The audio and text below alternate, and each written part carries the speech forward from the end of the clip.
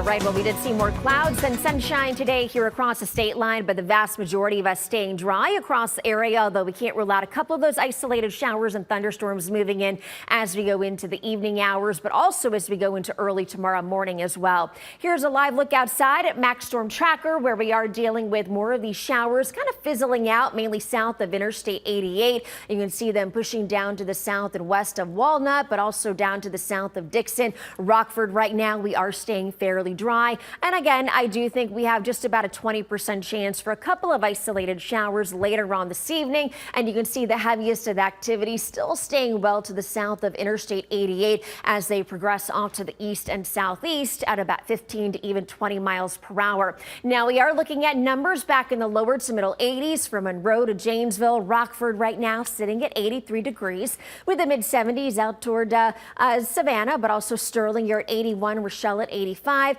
and we do have Lake Geneva sitting back in those low 80s. So for tonight, we're looking at partly cloudy skies. There you see by early tomorrow morning. Can't rule out a couple of isolated showers even right here in Rockford, maybe even a couple rumbles of thunder. But overnight tonight, we're looking at lows back in the upper 60s. There's that 20% chance for a passing isolated storm with that southeasterly wind coming in at about 10 to 15 miles per hour. Now heading into our Tuesday, we do have a level 1 risk or a marginal risk for those strong severe storms from the Storm Prediction Center out of Norman, Oklahoma. And again, the biggest threats with any of these storms that develop tomorrow afternoon will have the potential to put out some very gusty and damaging winds and even some large hail. So let's walk you out hour by hour using our timecast. You can see we're looking at some of those clouds kind of dissipating as we go into the next few hours. Partly cloudy and mainly dry tonight, although we can't rule out a couple of passing showers. Here's 5 a.m.